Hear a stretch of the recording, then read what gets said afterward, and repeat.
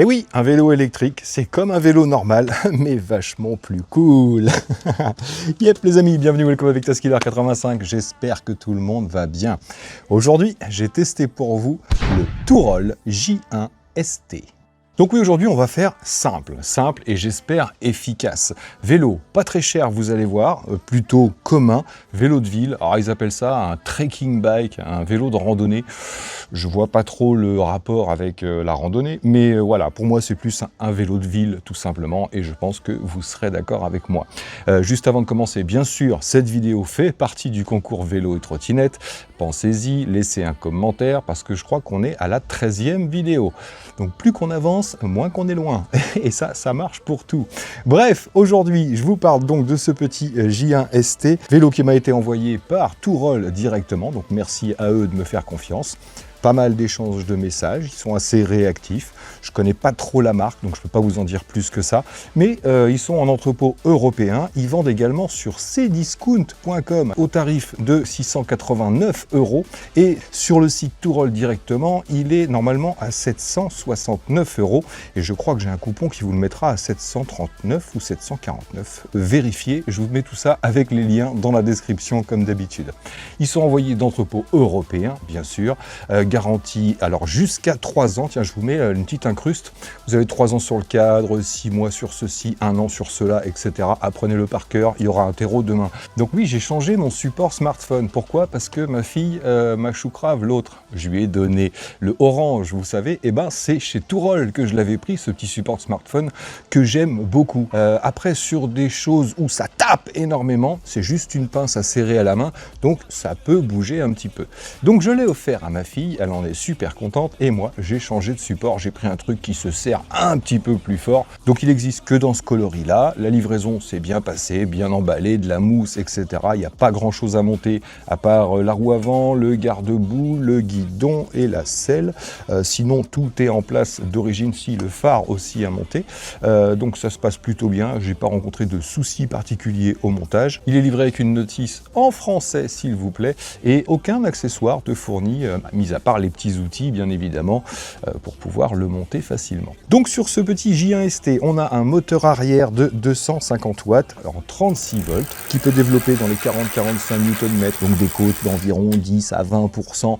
On va tester ça ensemble bien sûr. Pour l'assistance, c'est un capteur de cadence sur ce petit vélo à pas cher. La batterie, c'est une 36 volts 15,6 ampères-heure, donc 561 Wh. Batterie intégrée, amovible bien sûr, donc vous allez pouvoir recharger sur le vélo ou à l'extérieur du vélo. Super facile à retirer, franchement c'est un jeu d'enfant.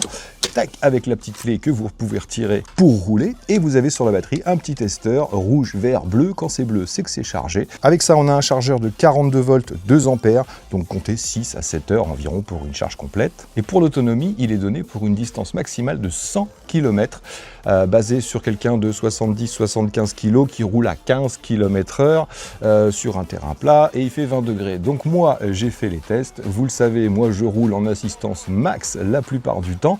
Surtout que là, on a une petite gâchette d'accélérateur qui n'est pas légale du tout, mais vous n'êtes pas obligé de la mettre. Et donc, j'ai réussi à faire 61 km avec mes 80 kg. Mais encore une fois, en assistance 5, des fois à 25, des fois à 32. Et ouais, on peut faire une petite débride.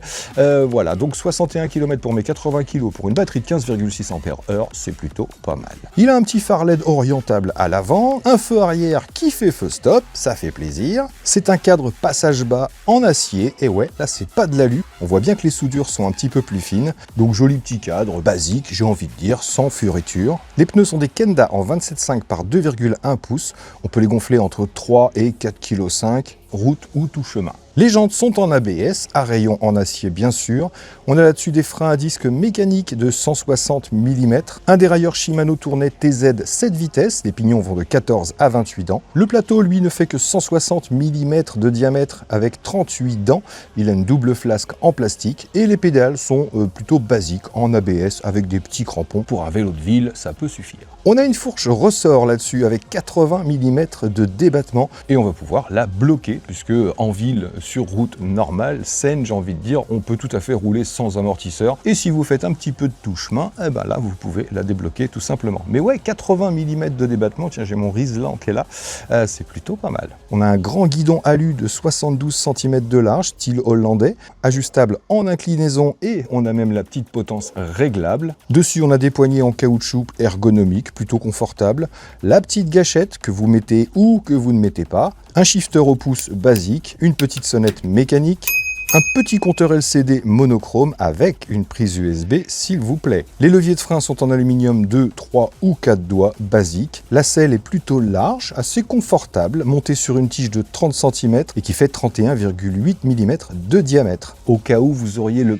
sensible et que vous voudriez mettre un amortisseur de selle. Le porte-bagages est en acier, supporte 25 kg de charge et on a même le petit clapet pour pouvoir tenir les commissions. Des longs garde-boue en tôle qui ont l'air de plutôt bien protégés, hein. Ils descendent suffisamment bas que ce soit à l'avant ou à l'arrière. Il est donné IPX4, hein, donc comme d'habitude, voilà, vous pouvez rouler un peu sous l'eau, mais je vous déconseille de le passer au jet ou encore moins au jet haute pression bien sûr. Petite béquille alu et acier réglable en hauteur qui est plutôt bien tendue. Il pèse 27,9 kg, dont 3,1 kg pour la batterie en elle-même. Donc il peut se déplacer, il peut se porter assez facilement et il tiendra sur un support arrière de voiture ou de camping-car. Il supportera une charge jusqu'à 120 kg. Sa longueur est de 1,81 m, l'empattement de 1,10 m. La portée de la selle au poignet est de 53 cm. Oui, là j'ai pris, comme c'est un guidon complètement de traviole, j'ai pris les dimensions de la pointe de la selle à la poignée pour que vous ayez une meilleure idée de ce que ça peut donner. Le passage bas au cadre est à 46,5 cm, donc très facile à enjamber. La selle au plus bas est à 56 cm du centre du pédalier et à 82 cm du sol, et au plus haut à 75 cm du pédalier et à 1 m du sol. La hauteur du guidon va de 113 à 120 cm selon comment vous allez incliner la potence et régler votre guidon. L'axe du pédalier est à 28 cm du sol, la pédale basse à 10 cm et demi, donc on est très près du sol. Bien sûr, pensez à lever la pédale quand vous tournez parce que là, vous allez toucher à tous les coups. Et pour finir, le porte-bagages mesure 40 cm de long par 14 cm de large et est à 74 cm du sol. Donc voilà, on a fait le tour pour les spécificités de ce petit Touroll J1 ST. Maintenant, on va s'équiper, on va aller faire une petite balade pour que vous puissiez le découvrir avec moi. Et ensuite, on revient et je vous dis ce que j'en pense. Parce que oui, il n'est pas très cher, moins de 700 €, aux alentours des 700 €. Maintenant, il faut que ce soit quand même efficace et sécurisé. Donc c'est parti pour le test de ce petit J1 ST. Donc ouais, comme je vous disais, la béquille est suffisante pour ce genre de vélo. Et encore une fois, vous pouvez la régler si vous voulez qu'elle soit un petit peu plus haute ou plus basse. Allez, comme d'habitude, on part à assistance 0. Je pense que vous verrez le compteur, hein. C'est du monochrome, simpliste, mais on le voit mieux que certains autres. Donc je pars, hop, sur le grand pignon. Et je vous avoue que ça part tout seul. Donc ouais, 25-26 kg. Mais ouais, ça développe plutôt pas mal. Tac, je peux changer mes rapports. Donc oui, on va pouvoir l'utiliser comme un petit vélo normal. Mais bon, moi ce que je kiffe, c'est les assistances et on est là pour ça, après tout. Donc, bien sûr, j'ai déconnecté la petite gâchette ici. On verra tout à l'heure comment elle fonctionne. Donc j'ai mis le Waze, hop, pour voir. Oula, ouais, ça part plutôt pas mal. Là, je pars du haut, je pousse. Bim, un demi-tour pour que l'assistance se déclenche. Donc ça va, pour un capteur de cadence, on est assez réactif. On va voir maintenant si pendant le pédalage, c'est aussi réactif. Prenez soin de bien régler votre guidon, hein. Là, les poignées de frein doivent être dans l'alignement de votre bras pour être bien à l'aise. Encore une fois, c'est vraiment chacun ses goûts, hein, mais c'est le petit conseil que je peux vous donner. Niveau maniabilité, bon, plus ça va, plus il y a des branches là. Hop, ça se faufile bien et on a un super angle de braquage puisque on peut faire le tour. Il n'y a rien qui coince comme vous pouvez le voir. Allez, c'est parti, assistance 1, boum. Donc en assistance 1, bon, je vais pouvoir monter mes rapports de vitesse. Ouais, ça passe sans problème. Hop là. Ouais, nickel. Hop. Donc assistance niveau 1, 15 km/h, 15 sur le compteur et ouais, 14-15 sur le GPS. Hop, c'est parti. Assistance 2, donc là on a 5 assistances différentes. Et assistance 2, ça bouge pas beaucoup. Assistance 3, 19,4 km/h en assistance 3. Assistance 4, Ah, j'ai tellement l'habitude des capteurs de couple maintenant, ça me fait bizarre les cadences. Donc 23 km/h et assistance 5. Le petit coup de boost. Et là, on est en légère descente, donc il nous emmène à 27. Ça compte pour du beurre. On va voir ça dans la côte. Donc là, je pars sur le plus petit pignon et je reste en assistance 5. On va voir si c'est réactif et surtout s'il y a la puissance. Ouais, c'est ça. À peine un demi-tour pour que ça se déclenche. 21, 22, 23, 24, 25. Ça y est, on est à 25. Donc là, je suis au max. Vous voyez, à 25 km/h, ma fréquence de pédalage. Ça, c'est le plateau. 38 dents, c'est pas beaucoup. Mais bon, on va dire que c'est sa vitesse max. Donc, on n'aura jamais une fréquence beaucoup plus rapide que ça. Alors là, on est dans la côte. 25,9 km/h au compteur. 25 au GPS, 24, 25. Donc ça va, le compteur est plutôt bien réglé. Ouais, ça oscille entre 24 et 25. Là, on est au plus fort de la côte. Je réduis mon pédalage. Comme ça, vous voyez que je ne force pas sur les pédales. Et on reste aux alentours des 23,5, 24 km/h au plus fort de la côte. Donc ouais, un petit couple de 45 Nm hein, sans problème. Donc il y a des avantages du capteur de cadence par rapport au capteur de couple. Par exemple, pour les gens, hop, je vais faire demi-tour, pour les gens qui ont des problèmes de genoux et qui ne peuvent vraiment pas forcer sur les pédales. Donc l'avantage du capteur de cadence, c'est ça, c'est que vous avez juste à faire tourner le pédalier pour que l'assistance se mette en route. Vous n'avez pas besoin de pression du tout sur les pédales. Donc ça, c'est vraiment l'idéal pour ça. Pareil pour les côtes. Voilà, quand vous avez besoin de plus de puissance sur un capteur de couple, vous devrez appuyer un petit peu plus fort dans la côte, alors qu'avec un capteur de cadence, vous l'avez vu, tant que les pédales tournent, et peu importe à quelle vitesse, tant qu'il y a un mouvement, vous aurez l'assistance. C'est vraiment le seul avantage au capteur de cadence, parce qu'après, vous savez que pour réguler la vitesse, il faudra changer les assistances tout simplement. Alors, petit test de freinage, toc, c'est reparti. Alors par contre, pour ceux qui ont des problèmes de genoux, qui ne veulent pas forcer du tout, pensez à jouer un petit peu avec la pignonnerie. Quand vous vous arrêtez, mettez-vous tout de suite sur le pignon numéro 1, pour que ce soit plus facile à lancer bien sûr, parce que malheureusement cette gâchette, on ne peut pas la brider à 6 km/h. Elle fonctionne comme l'assistance, donc pas légal. Soit vous la débranchez et vous la rebranchez quand vous êtes en milieu tranquillou pilou, off-road ou terrain privé, soit c'est à vos risques et périls. Bon, en tout cas ça déroule tout seul, hein, je pédale même plus. Alors il est équipé d'un régulateur de vitesse qui se déclenche au bout de quelques secondes, mais juste avec l'accélérateur. Ça ne fonctionne pas avec les pédales. Donc on va se maintenir à 25 km/h, voilà.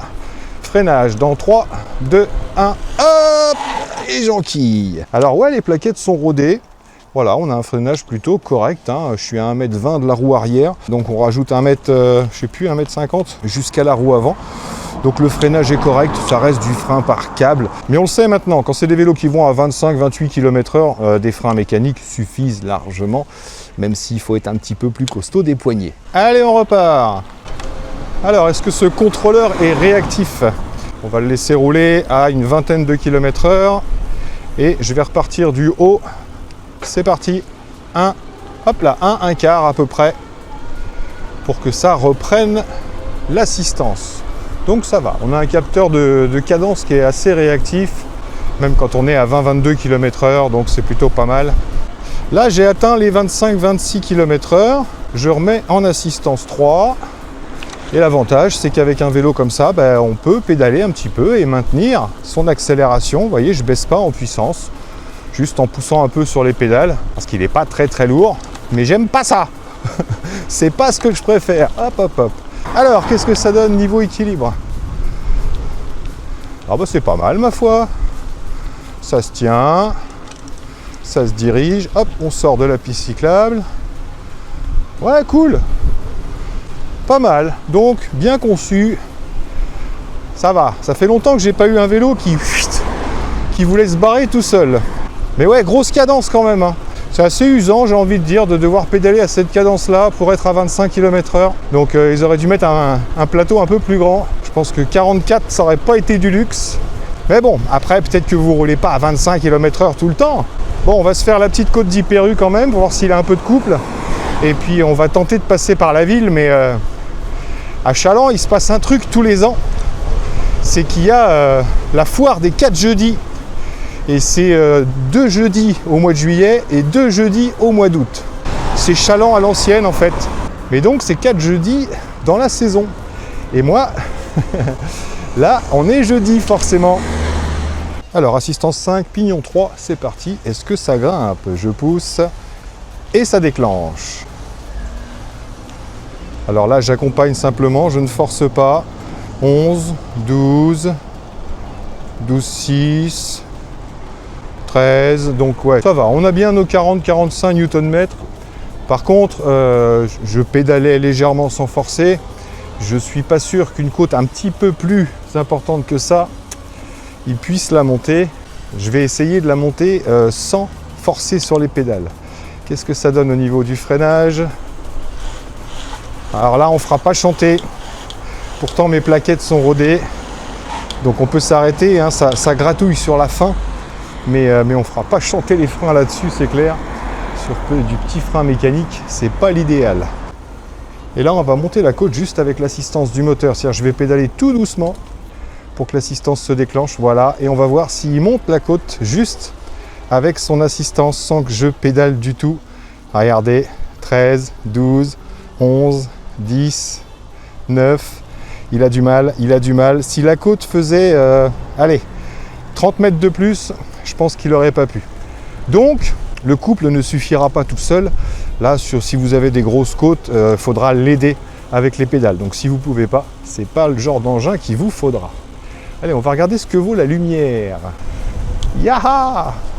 Donc anticipez les descentes. Hein. C'est pas du frein hydraulique. Faut serrer fort. Allez, c'est parti, je vous allume les feux. Malheureusement, il faut maintenir le bouton plus pendant 2-3 secondes. Tac, voilà. Donc l'écran baisse en intensité et on allume les phares. Donc vous voyez le feu arrière, ce que ça donne dans l'obscurantisme du parkage. Les feux stop. Ouais, c'est assez propre, hein, c'est assez visible en tout cas. Plus que certains, beaucoup plus cher. Donc là on est vraiment sur du simple et efficace, hein, j'ai envie de dire. Tiens, on va passer par là. Ouais, super maniable, hein, le petit biclou. Hein. C'est vrai que ce genre de vélo, hop, on peut faire du slalom sans problème. Bon, je vous ai pas encore parlé du confort. Elle n'est pas folle la selle, mais voilà, elle est suffisante. Si vous avez les fesses sensibles, je pense que vous changerez. C'est une selle vraiment standard. Rien d'extraordinaire, c'est pas hyper confort. Là, on n'a pas d'amortisseur arrière, pas d'amortisseur de selle, pas de ressort sous la selle. Donc, si vous avez des routes chaotiques, ça va chaoter sérieux. Donc pas ouf. Au niveau du guidon par contre on est super bien. Voilà, moi j'adore la largeur du guidon, les petites poignées sont confortables. Je n'ai pas ressenti le besoin de mettre des gants en gel spécialement.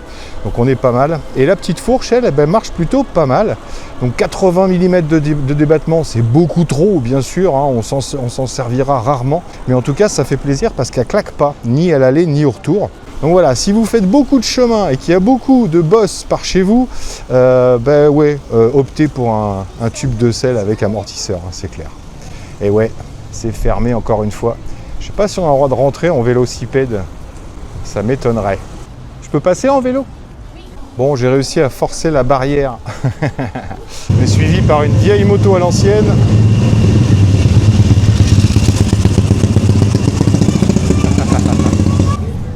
Bon allez, on va vite se sauver, il y a trop de monde, ça fait tâche. Alors ce qui est pas mal, c'est que vous allez pouvoir gérer votre énergie. Vous voyez, en bas c'est écrit Power ici.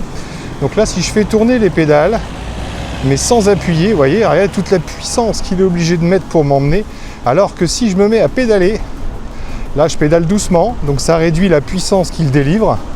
Et si je pédale encore plus fort, vous voyez, là, il ne dépense plus rien. Donc en fait, c'est simple, hein. Plus vous allez pédaler fort, plus vous allez faire des économies et plus vous ferez de la distance, tout bêtement. Et ça, vous pouvez le surveiller directement avec la petite barre de puissance. Voilà, si la barre est toujours au maximum, c'est que t'en fous pas une, mais t'iras moins loin. Alors, on va aller dans un petit chemin tranquille pour débrider. Là, j'ai simplement rebranché la poignée d'accélérateur, même si c'est pas forcément très légal. C'est juste pour vous montrer le régulateur de vitesse.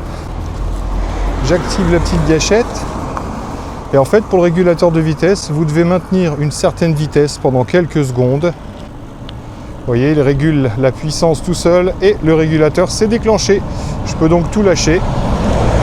Là, ça va être bien pour tester la puissance du moteur parce qu'on est en côte.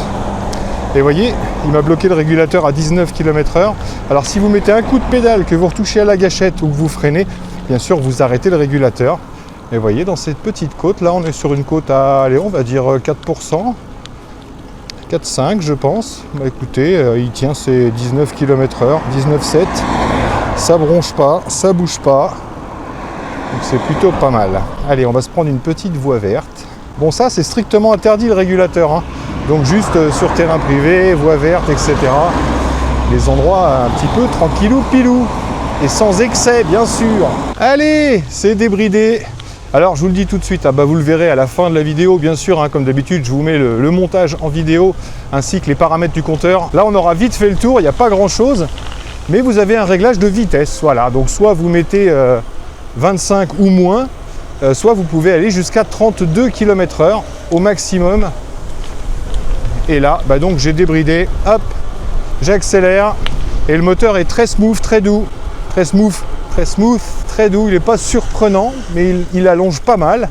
Mais par contre, il est hyper silencieux. Écoutez, je relance. On l'entend à peine.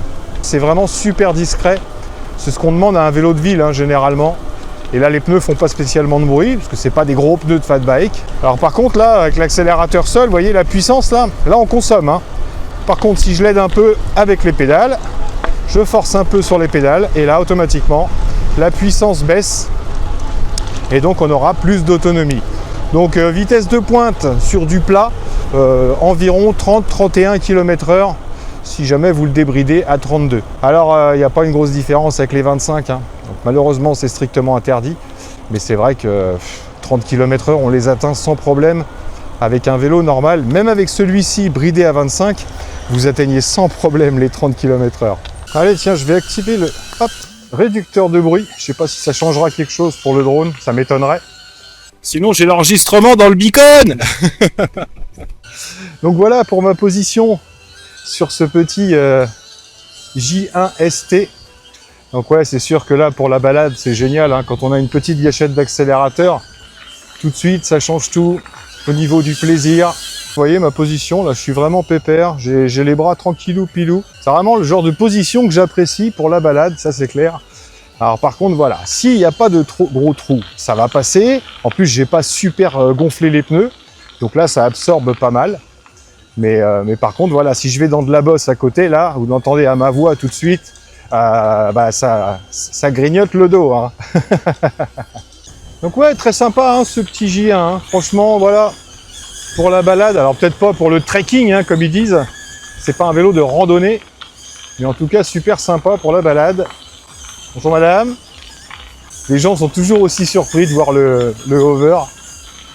Je dis mais comment il fait pour piloter son drone? Eh ouais, la force mentale. Vous voyez, si je suis sur du chemin, mais là, hop, là, je repars en côte. Ah, tiens. Ah, il a pas aimé. Ah, le voilà. Ah ouais, il s'est bien emmitouflé là, hein. Waouh. Je sais pas comment t'as fait pour aller derrière là. Balèze. Tout va bien. Tout va bien. Est-ce que vous allez voir mes feux stop d'ici? Regardez. En plein jour. Allez, on est parti. Sans pédaler. Ah, il va avoir du mal à me suivre, hein. Là, j'ai le vent en face, je le sens. Je sais pas si vous l'entendrez à la caméra. Normalement, 30 km/h, il peut suivre, hein. Un petit freinage. Wow. Bon, voilà les amis, je pense qu'on aura fait le tour de la question pour ce petit J1 ST. Voilà, c'est un petit vélo de ville. Alors maintenant, est-ce qu'il vaut le coup ou pas? Est-ce qu'il est suffisamment intéressant pour dépenser aux alentours des 700 €? En tout cas, petite balade bien sympa, ma foi. Alors, est-ce que je peux m'enquiller là-dedans? Alors, c'est là que c'est pratique aussi, un petit accélérateur. Hop. Parce qu'on peut plus facilement gérer. Ah, vous voyez, on peut vraiment se faufiler. Tac. Donc, c'est parti. On rentre à la maison et je vous dis ce que je pense de ce petit J1 ST. Alors, on est arrivé, résultat des courses, il reste 72% de batterie et j'aurais fait 17 km aujourd'hui. mais j'ai des choses à vous dire. Alors, comme d'habitude, après le côté pile, le côté face, bah écoutez, j'espère que cette petite balade vous aura plu et que vous en savez un petit peu plus sur ce petit J1 ST. Maintenant, je vais vous donner mon avis objectif, comme d'habitude. Non, c'est pas un trekking bike, c'est pas un vélo de randonnée, c'est sûr et certain, c'est un vélo de ville, pur et dur. On va commencer par les moins, bien évidemment. La selle, ça doit être une MAF. C'est mal au fion. Alors en fait, tant que vous êtes en ville, que c'est lisse comme une peau de bébé, tout va bien. Voilà, la selle, elle est suffisamment confortable, suffisamment large, ergonomique, j'ai envie de dire. Par contre, dès que ça tape un tout petit peu, et là, je m'en suis rendu compte parce que sur mon premier test, j'avais fait que de la ville, et là, je suis allé dans les petits chemins, les petites bosses, tout ça. J'ai fait 17-18 bornes, j'ai mal au fion. T'as vu? Donc ouais, si vous êtes un peu sensible, ouais, il va falloir changer la selle, c'est clair, elle est vraiment pas ouf. Par contre, si vous êtes habitué à des selles de VTT, oui, elle sera déjà beaucoup plus confortable. Bref, selle, MAF. Le couple, toujours dans les moins, hein, bien sûr. Le couple, je trouve un petit peu léger dès qu'on dépasse des côtes de 10 à 15 degrés. Donc si chez vous, c'est très très vallonné, dirigez-vous sur autre chose, je pense. La transmission, donc la cadence de pédalage, bah ouais, 38 dents, c'est pas assez pour un plateau, monsieur, dame, les fabricants de vélos, à moins que tu aies un pignon de 4 dents à l'arrière. Sinon, voilà, il n'y a pas beaucoup de développement, et à 25, on a tout de suite une cadence qui est rébarbative si on doit la tenir assez longtemps. Moi, j'estime qu'un vélo qui va à 25 km/h, quand on est à 25, on doit pouvoir, voilà, se balader tranquillement et avoir un rythme de croisière. Donc ouais, transmission un petit peu légère, je trouve. Pour le dernier mois, j'ai noté la gâchette. Alors oui, il y a une gâchette d'accélérateur, mais on ne peut pas la brider à 6 km/h. Pareil pour les fabricants, la législation française. Vous voulez faire des vélos autorisés pour la France, donc oui, moteur de 250 pour l'instant, pourvu que ça change, bridable à 25 km/h, bridé à 25 km/h, ouais, bridable, je préfère, parce qu'on peut vouloir faire du off-road, surtout quand c'est un fat bike, etc. Donc voilà, moi je dis bridable. Wow, je vais peut-être me faire des ennemis en disant ça, mais ouais, la législation française, pour moi, ça devrait être ça. Le vélo peut être bridable à 25 pour aller sur la voie publique, etc., respecter tout ça, mais on doit pouvoir le débrider tout simplement pour aller faire un peu de off-road ou terrain privé, etc. Bref, tout ça pour dire que oui, il y a une gâchette, mais on devrait pouvoir la brider à 6 km/h. Sinon, toujours pareil, avant d'attaquer les plus, j'ai des moyens.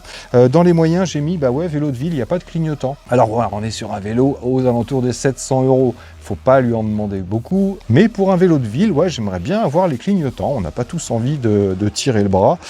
Pareil, commodo des phares. Encore un truc qu'il faut maintenir pour allumer les phares. Moi, j'aime bien avoir un petit commodo séparé, ou alors juste un clic. Rajoute un bouton sur ton compteur, un clic pour allumer les phares, pouvoir faire des appels de phares tout simplement. Mais ça reste dans les moyens, hein. C'est pas vraiment un point négatif au vélo. Et enfin, dans les moyens, j'ai mis le freinage, parce que, bah oui, on est sur du frein à disque, 25 km/h, ça s'arrête, mais faut utiliser les deux. Voilà. Si vous essayez de freiner qu'avec un seul, bah, il va falloir serrer très très fort et on a l'impression d'avoir un ABS, quoi.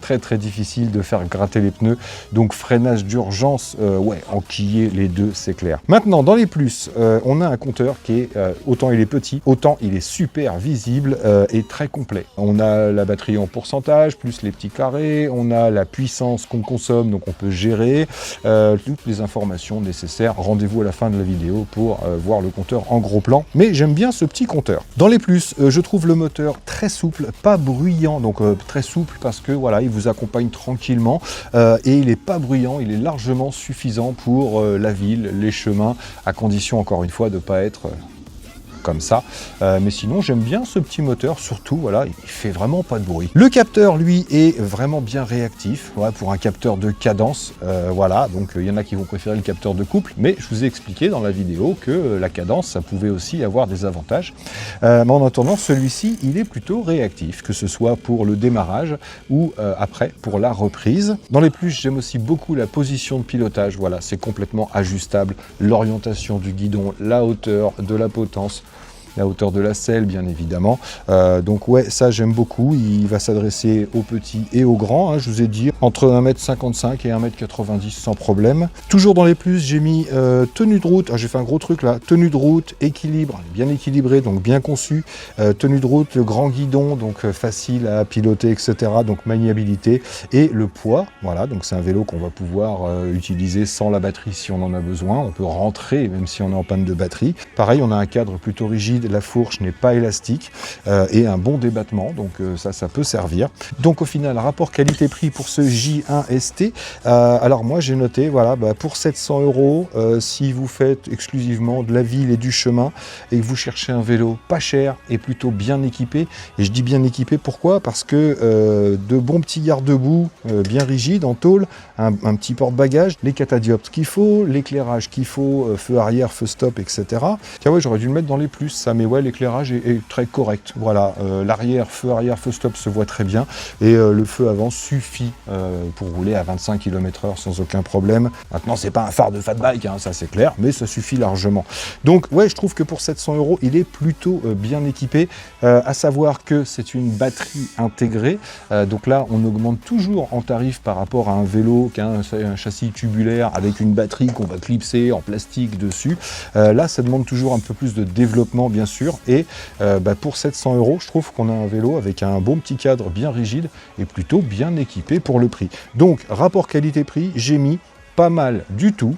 Maintenant, on n'est pas non plus sur l'affaire du siècle, hein, c'est clair, c'est pas le vélo sur lequel il faut se jeter parce qu'il n'y en aura jamais d'autres dans ce... Si, bien évidemment. Maintenant, pour 700 €, on en a pour son argent largement, et on peut être très satisfait de ce genre de petit vélo. Donc voilà ce que je pense de ce petit J1 ST. Waouh, la figure était belle.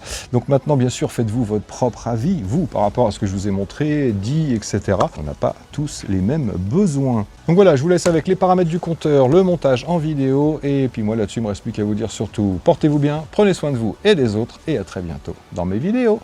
Allez, ciao ciao. Petit spoil, ceux qui vont venir là, c'est des trucs de fifou. Alors voyons ensemble ce petit compteur, on maintient le bouton power, ça va être rapide. Donc on a bien sûr le taux de batterie avec les petits carrés et le pourcentage, les km/h en direct. Ici le niveau d'assistance qu'on change avec le plus et moins, jusqu'à 5 pour celui-ci. Tout en bas power, la puissance consommée par le vélo. Et enfin les informations qu'on change en appuyant un coup sur le power. On a le trip, l'odomètre, la vitesse moyenne, la vitesse maximum et le temps de mise en route. Pour activer l'aide à la marche, on maintient le moins. Tout simplement, je soulève, hop, et on a juste à relâcher pour que ça s'arrête. On rentre dans les paramètres en maintenant plus et moins en même temps, et on a l'unité bien sûr, km/h ou miles per hour. Ensuite, la vitesse maximale, donc là, c'est vous qui réglez votre vitesse max. On a le temps de mise en veille du vélo, ici réglé pour 10 minutes. Et enfin, parce que c'est tout, la luminosité du compteur. Voilà, on a fait le tour des paramètres. Je valide en maintenant plus et moins, et c'est fini.